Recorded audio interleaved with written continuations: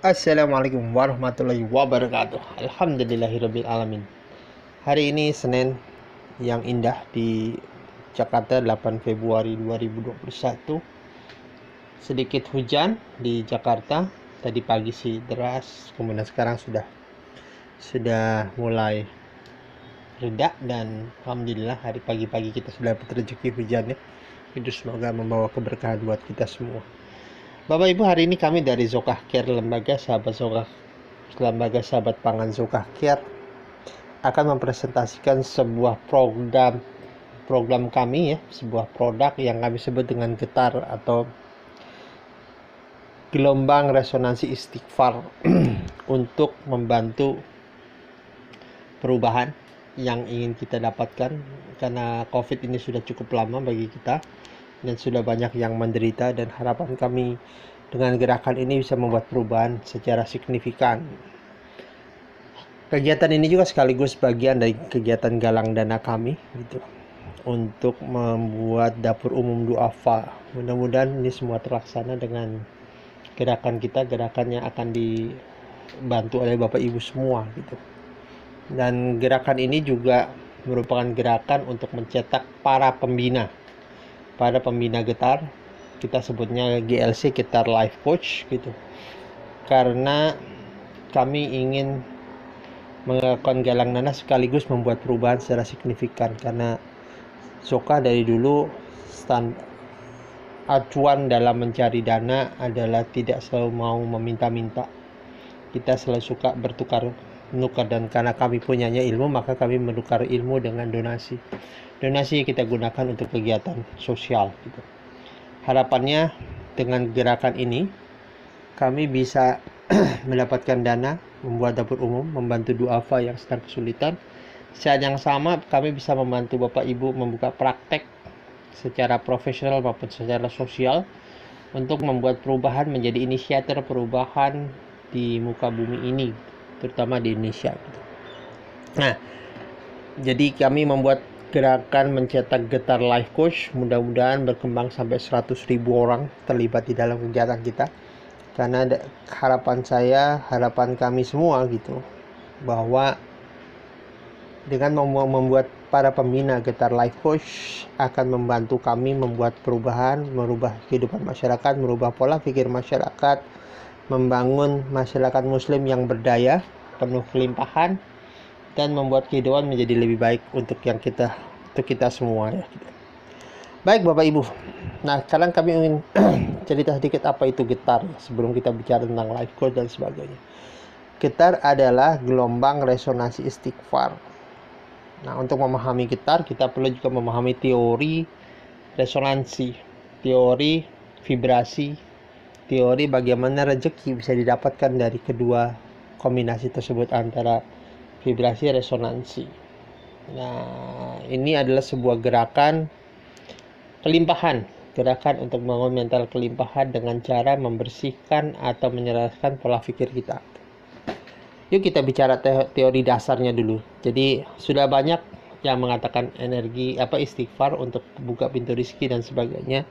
Namun kami ingin yang lebih jauh lagi, lebih ke sains gitu. Bagaimana sebuah program kita atau gerakan kita bisa membuat perubahan hidup di muka bumi ini dari kacamata sains.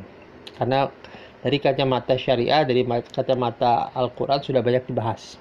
Namun kami ingin menambah itu, karena orang yang melakukan sambil memahami dengan pengetahuan yang clear, dengan pemahaman yang komprehensif, disertai keyakinan yang luar biasa yang diberikan sudah pada ustadz dan para pembina umat saat ini, mudah-mudahan membuat Bapak Ibu mau melakukan dengan cara orang yang mengerti gitu. Karena berbeda orang yang mengerti kemudian melakukan dengan orang yang hanya melakukan saja. Oke, kita mulai sekarang. Pahami Bapak Ibu bahwa organ kita itu di dalamnya ada satu bagian terkecil, yaitu disebut dengan atom gitu. Jadi atom ini bagian terkecil dari benda. Ini teori dari Isaac Newton di awal ya. Kemudian kita juga paham bahwa kumpulan dari beberapa atom disebut dengan molekul. Dan kita juga paham di bagian organ itu ada bagian terkecil yang disebut dengan sel yang membentuk suatu organisme. Nah, jaringan kumpulan beberapa sel itu membentuk organ gitu. Nah, itulah, jadi di balik organ sebenarnya ada atom gitu, maksudnya begitu Bapak Ibu. Jadi pahami, mulai organ itu terdiri dari sel itu adalah sel dari molekul, dan molekul ketika dibelah lagi adanya atom. Ini menarik Bapak Ibu, karena kalau Bapak Ibu pernah lihat film di Ant-Man, film semut ya, manusia bisa jadi kecil seperti semut itu. Dia membahas tentang dunia fisika kuantum. Jadi fisika itu terbagi dua ya, ada fisika fisik gitu yang kita dengar, kemudian ada fisika kuantum, itu pakarnya kayak Max Planck, Einstein termasuk di situ ya gitu. gitu. Nah, kalau kita bicara atom dan dunia kuantum sebenarnya menarik, karena Isaac Newton waktu itu mengatakan bahwa atom itu bagian terkecil gitu. Ternyata teori ini dibantah oleh Einstein. Bagian terkecil atom adalah vibrasi atau disebut dengan kuantum atau kuanta. Dia adalah listrik gitu. Nah, film Ant-Man ini menarik karena dalam film ini dia sampai meng-hire seorang doktor, Spiros Michalakis ya. Dia fisikawan kuantum dari California Institute of Technology. Dia jadi konsultan film ini. Jadi beda film Hollywood itu dengan film Indonesia ya. Kadang-kadang film Hollywood itu ketika ingin menggambarkan sebuah fantasi atau film fiksi gitu, dasarnya selalu ada dasar teori yang benar gitu. Bahwasanya nanti akan tercipta, bisa saja tercipta gitu. Yang menarik begini sebenarnya di film itu, ini membuat kita jadi nanti paham apa hubungannya istighfar dengan rezeki yang mau kita ambil ya. Fisika kuantum ini tadi seperti saya sudah bilang bahwa ini adalah bagian dari pengembangan fisika yang dikembangkan oleh banyak pakar. Cuma fisika kuantum ini membahas area-area yang non fisik gitu, area yang tidak terlihat gitu. Nah, kembali membahas tentang Isaac Newton yang mengatakan atom itu terkecil, kemudian dibantah oleh Einstein gitu, karena ketika atom dibelah lagi hingga satuan yang paling terkecil, yang ditemukan adalah kuantum atau vibrasi kuanta. Bisa dikatakan di level ini sebenarnya tidak ada benda padat, yang ada ruang hampa, alias tidak ada sebuah pergerakan benda yang terlihat secara fisik sama sekali gitu. Karena kita paham atom saja sudah kecil, apalagi kuantum yang lebih kecil lagi. Pasti tidak ada apa-apanya. Jadi yang ada adalah vibrasi atau tidak kelihatan begitu. Dan yang menarik adalah dunia kuantum itu isinya adalah listrik. Elektron, proton, neutron. Mungkin pernah Bapak Ibu pernah dengar itu istilah listrik ya. Negatif, positif, dan netral gitu. Elektron ditemukan tahun 1897 oleh J.J. Thomson. Proton ditemukan tahun 1911 N. Rutherford gitu, dan neutron ditemukan oleh James Chadwick tahun 1932. Dan artinya semua ini adalah dasar atom. Jadi dasar dari komponen penyusun atom atau disebut dengan dunia kuantum. Dan kuantum itu isinya itu proton, elektron, dan neutron gitu. Nah, saya menarik sekali karena film Ant-Man ini menjelaskan tentang apa itu kuantum gitu. Apa itu dunia kuantum? Karena disebutkan hanya ruang hampa.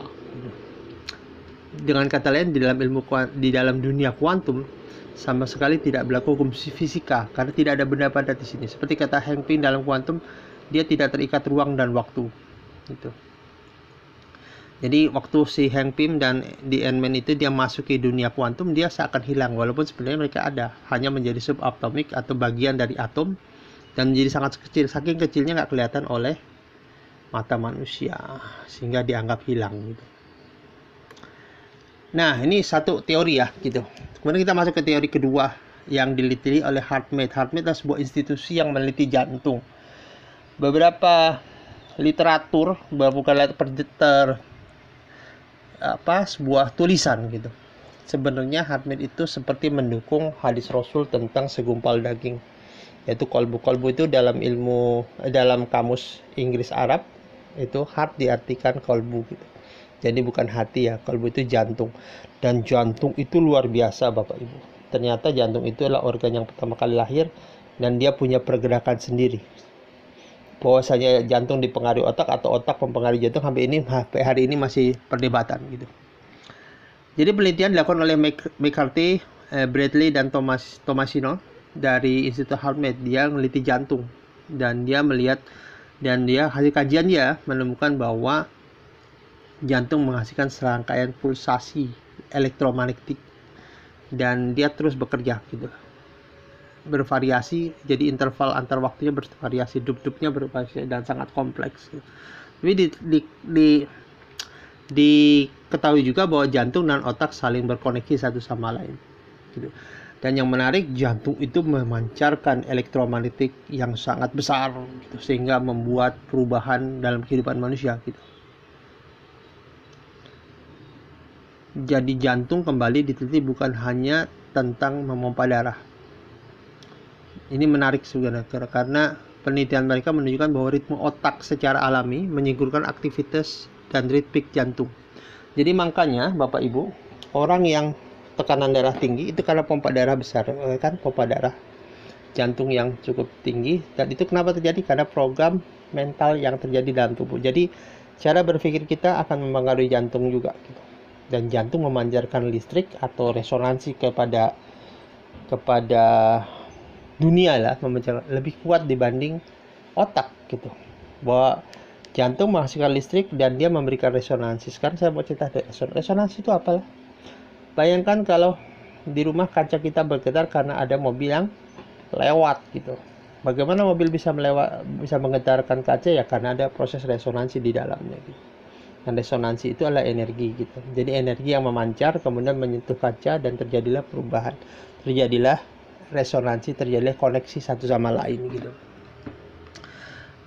Nah, jadi yang menarik tentang jantung ini bahwa jantung itu kemudian membentuk semacam medan elektromagnetik jantung yang bertindak sebagai gelombang pembawa informasi yang menyebabkan sinkronisasi global di seluruh tubuh. Jadi jantung itu bisa mempengaruhi kehidupan seluruh tubuh kita. Makanya jantung itu menjadi kunci dari perubahan. Mungkin Bapak Ibu pernah tahu ketika Bapak Soeharto, presiden kedua kita itu, ketika dia dikatakan meninggal, ketika jantungnya berhenti, bukan otaknya berhenti.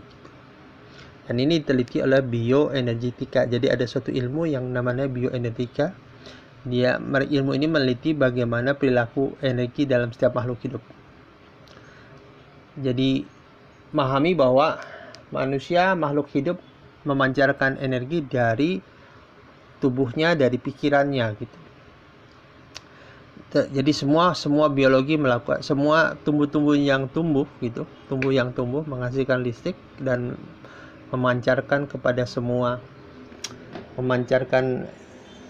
resonansi pada seluruh dunia dengan jarak tertentu ya, dengan jarak. Jadi dampak resonansinya punya jarak gitu, dan jaraknya masih kompleks, hari ini masih diteliti. Ada yang menarik, Universitas Bielefeld di Jerman membuktikan bahwa tanaman itu menyerap energi. Menarik nih, tanaman menyerap energi gitu dari tanaman hidupan lain. Jadi ini adalah kerjaan para ilmuwan dari Universitas Bielefeld, bahwa meneliti adakah sih hubungan antara makhluk hidup satu dengan makhluk hidup lain. Ternyata ada, karena mereka saling beresonansi satu sama lain gitu. Dan mereka menggunakan subjeknya waktu itu tanaman ganggang ya gitu, dan terbukti tanaman ganggang menyerap energi gitu. Dan ini kembali, itu teori kedua ya, tentang quantum realm atau dunia kuantum. Sekarang kita pakai teori ketiga tentang dampak pikiran pada kehidupan manusia gitu. Yang menarik begini, ada teori medan morfik. Jadi medan morfik adalah, sebelum kita masuk kita cerita dikit. Pernahkah kita bertemu dengan seorang, dia bertitik apapun, kemudian ketika pulang kita seperti lemas gitu, seperti kita tak ada energi, seperti kayak males melakukan sesuatu gitu.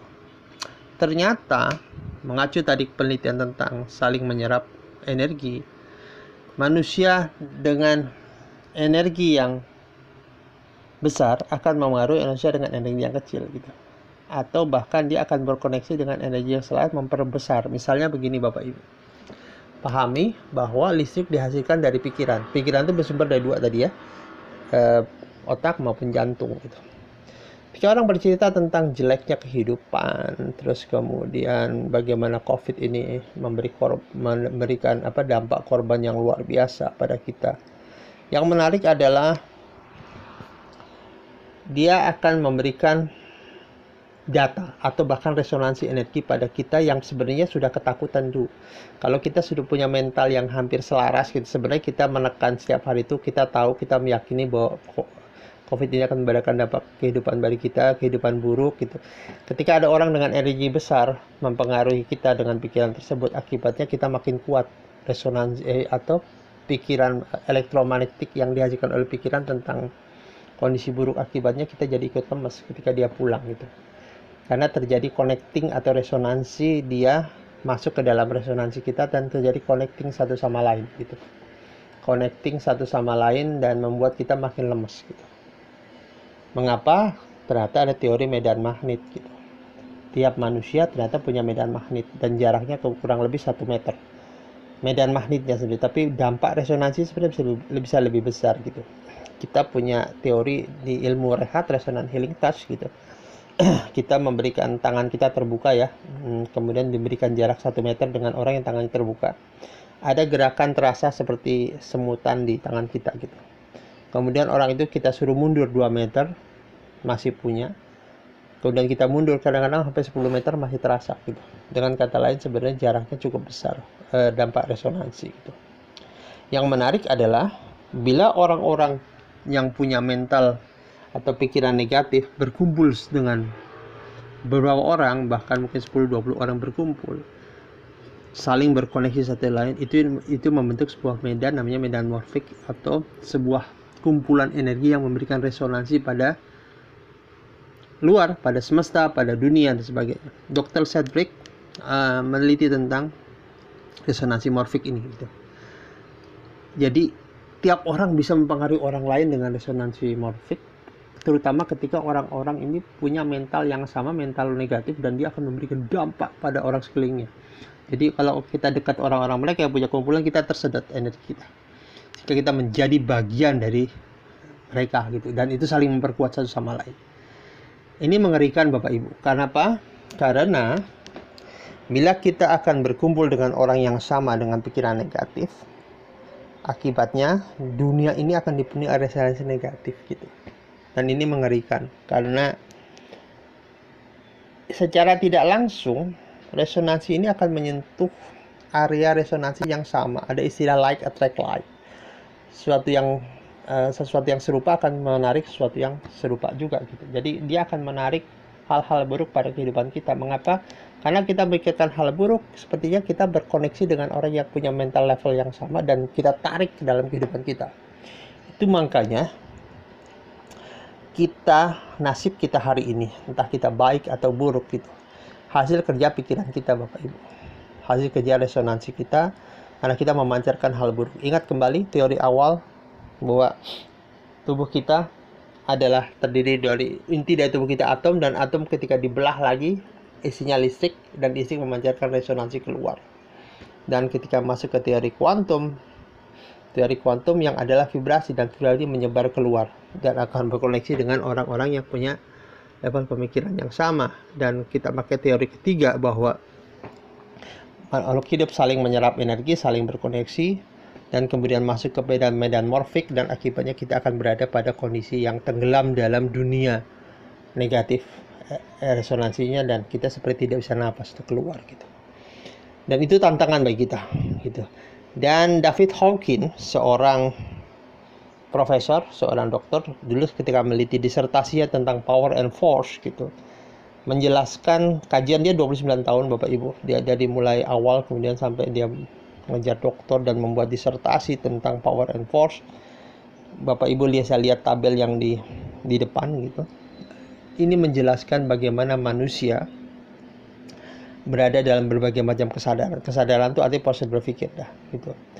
Yang menarik adalah orang yang dalam ilmu David Hawkins sebenarnya, mereka yang energinya besar bisa mempengaruhi energi yang kecil. Dan orang-orang yang berada di level di situ, Bapak Ibu bisa lihat ya, itu ada level 200 gitu.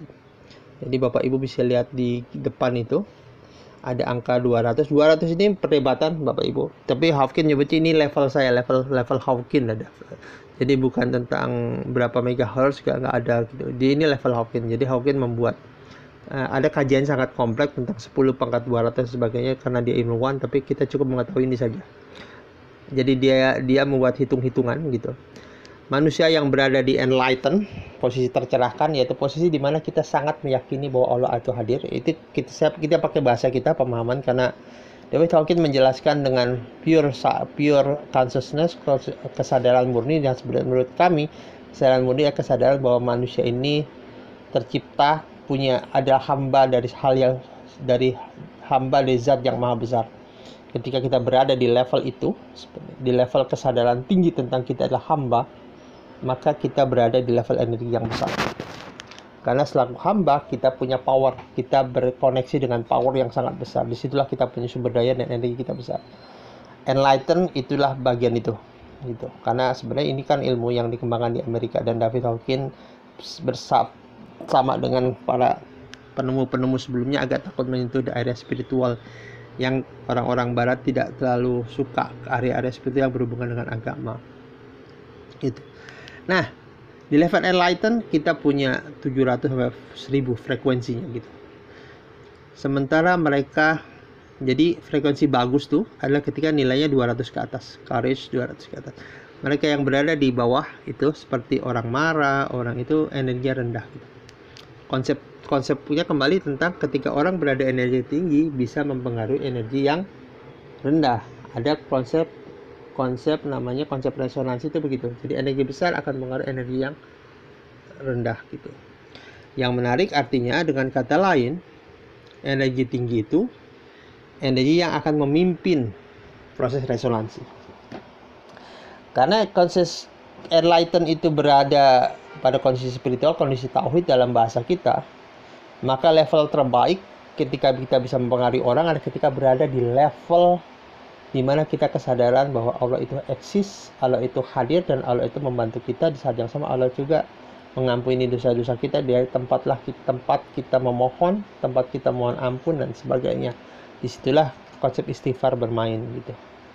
Dengan kata lain, istighfar membawa kita pada kesadaran bahwa ada Allah di sana, tempat kita memohon ampun. Siapa tahu kita ada salah, kenapa kita kejadian seperti ini, mungkin kita berpikir di level yang salah gitu, sehingga memberikan resonansi yang salah. Di saat yang sama kita meyakini bahwa Dia yang besar ini mampu menolong kita gitu. Inilah level enlighten. Dan kajian David Hawkins menarik, orang yang berada di level 200 ke atas tuh, yang nilai 200 ke atas, punya dampak mempengaruhi orang luar biasa. Kita nggak akan bahas yang lain, kita hanya bahas level tercerahkan, terenlighten.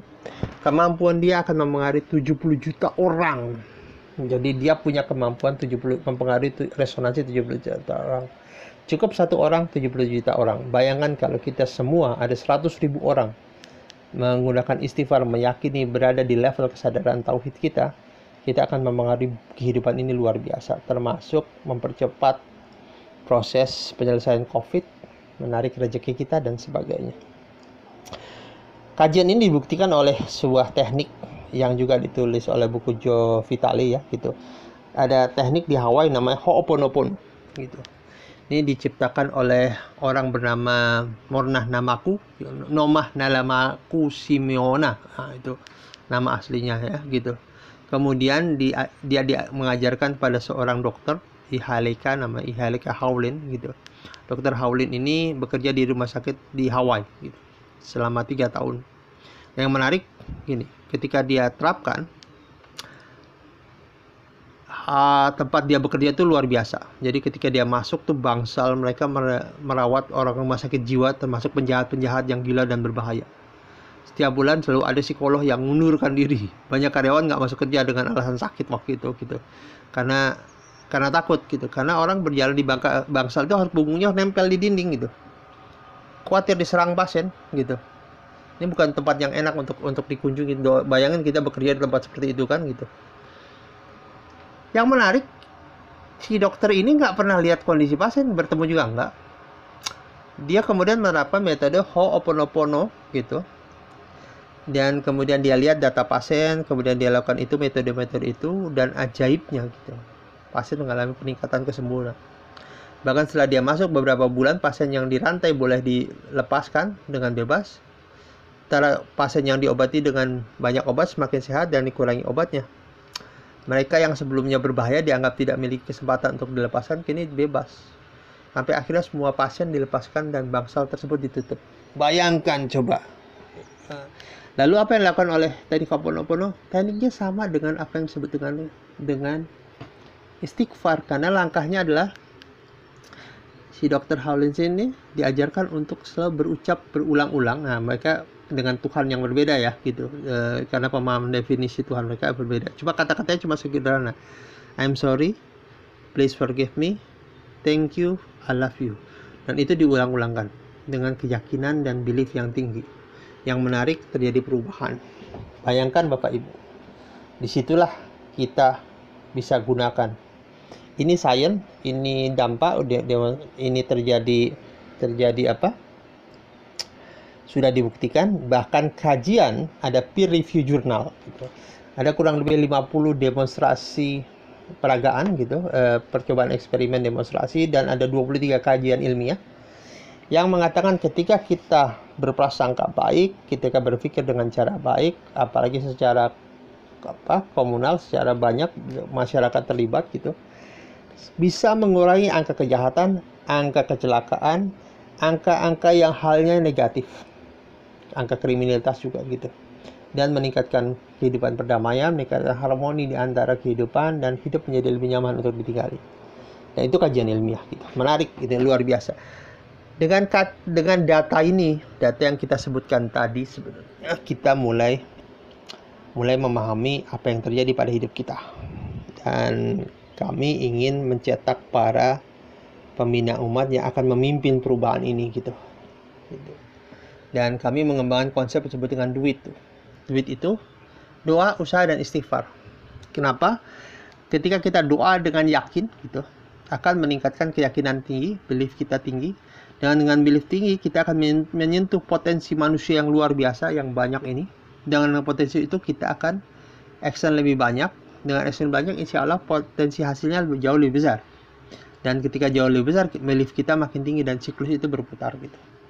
Nah, tantangannya di dalam perkembangan, dalam melakukan tindakan usaha gitu, kita sering sekali ada lintasan-lintasan lemah ya, lintasan-lintasan gak yakin dan sebagainya. Di situ istighfar bermain. Kita merevisi kembali tadi konsep kita bisa merubah resonansi. Istighfar digunakan untuk mengubah resonansi berpikir kita.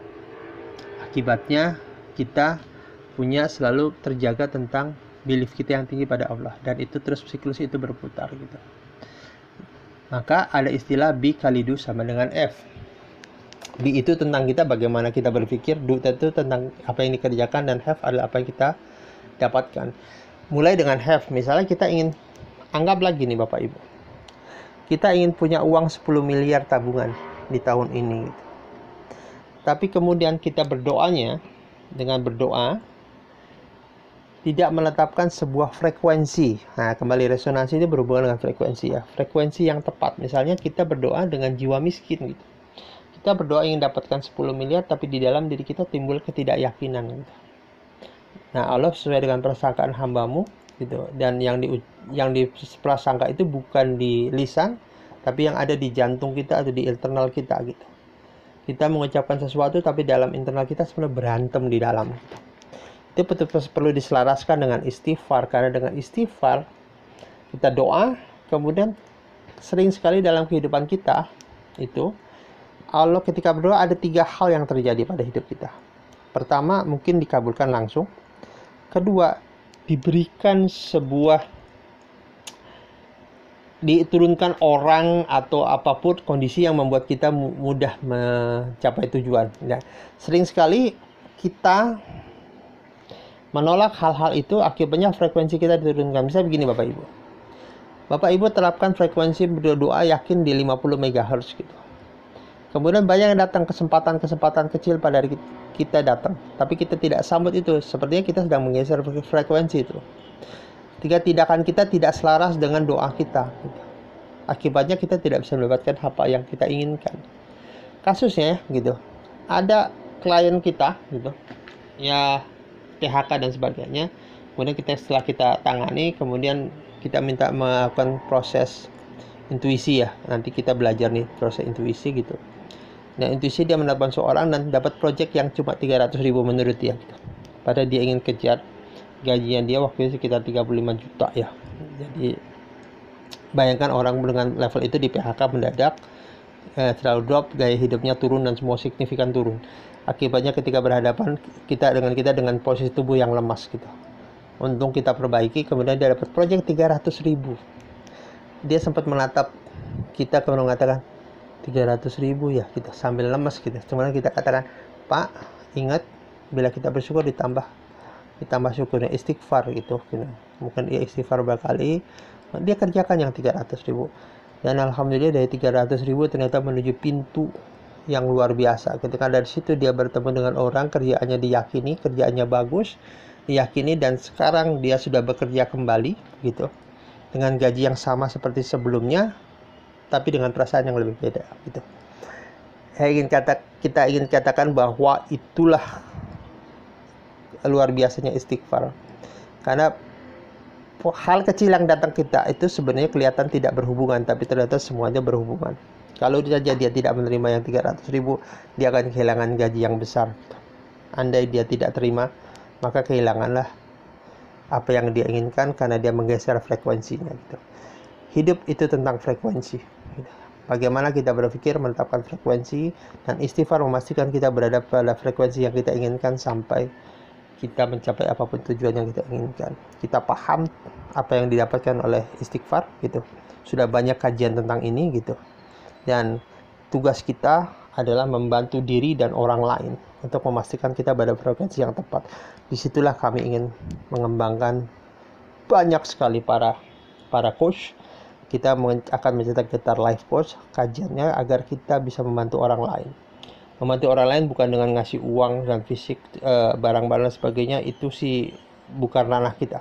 Karena ranah kita adalah bagaimana orang bisa mendapatkan uang terus-menerus, bagaimana orang bisa mendapatkan rezeki secara kontinu, tidak hanya 1-2 kali, dan bagaimana dia mau menjaga pikirannya agar memastikan bahwa kehidupan dia lebih baik dan kehidupan sekelilingnya lebih baik. Karena ini konsep medan energi yang tadi kita create, kita bangun dari komunitas yang banyak gitu, sehingga kita saling mempengaruhi satu sama lain, mempengaruhi dengan cara yang baik.